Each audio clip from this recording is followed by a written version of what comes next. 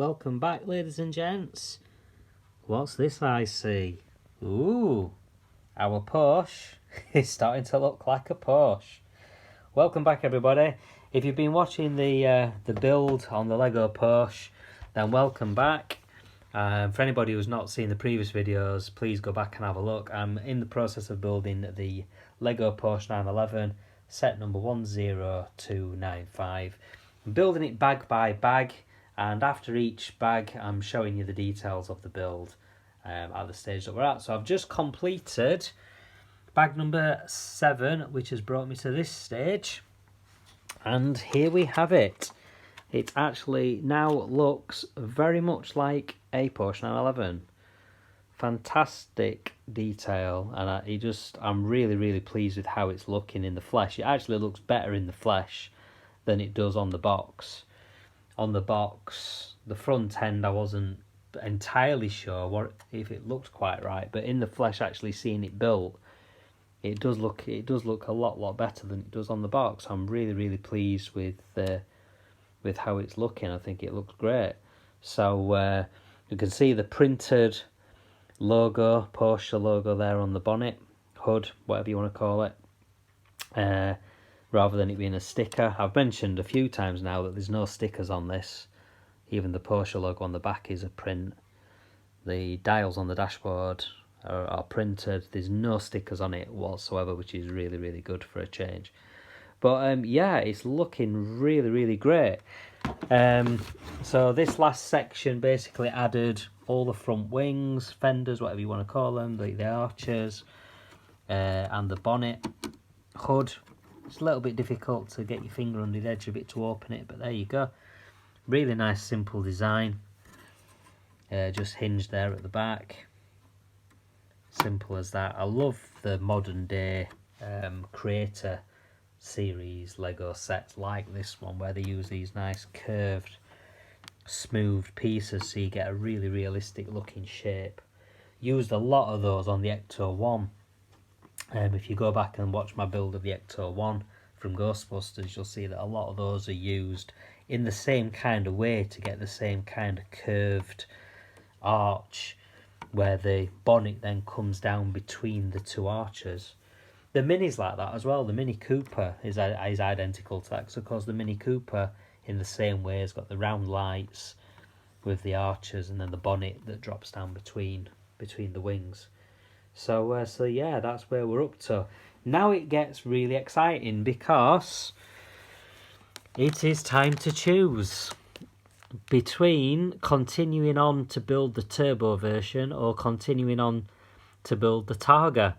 And I've talked about this in the first introductory video. Basically, what you do if you want to build the turbo, you use bag 8 and bag 9.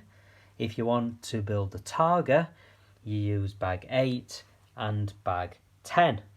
Different parts are used for the two different parts, but bag 8 is universal, which you use on both the models. Obviously, bag 9 with the turbo has got the black wheels and the wheel arch extensions and the various other bits which make it unique.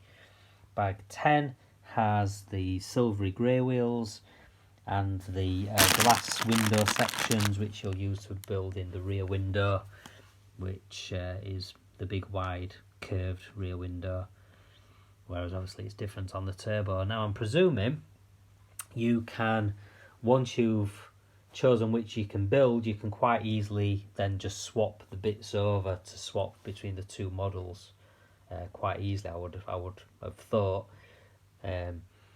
because bag 8 has got all the bits which are shared between the two.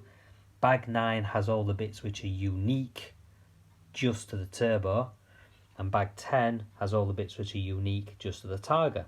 So I imagine you'll be able to swap and change between the two quite easily once it's built. You can also, like I've mentioned before, mix and match. There's nothing stopping you fitting the black wheels to the Targa or the silver wheels to the turbo, or you could fit the wide rear wheel arches onto the Targa to make the Targa a wide body and swap over the rear axle. One thing I'm not sure whether you can do or not is fit the turbo spoiler onto the Targa. That's something I'll play around with and experiment with. I imagine you'll be able to, but it all depends if the parts in bag 8 are either used for the Targa top roof or either used for the spoiler, depending on which one you make. I'm suspecting that if you build the Targa, you won't have the parts available to build the boot spoiler, because looking at the parts that the boot spoiler uses, I imagine they're the same parts which are used for the rollover hoop on the Targa, so you might not be able to build the Targa with the boot spoiler, in other words. So it's probably going to be one or the other rather than a bit of both. But obviously you can soon buy extra parts and do what you want, because at the end of the day, this is Lego, and with Lego you can do what you want pretty much. But yeah, I'm absolutely loving it so far. I think it looks great. Obviously there's no rear wheel arches at this stage because that'll come in the next part of the build.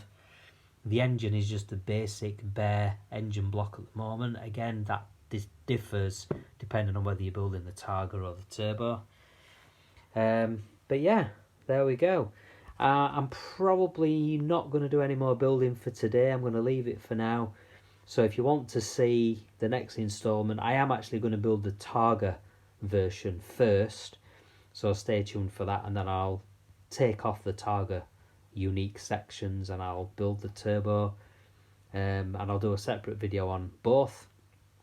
I'll do a short video once I've built all the pieces for bag 9, and then I'll go on to either bag 8 and 9. Then I'll do a video for bag 8 and 10, or whichever way around I do it.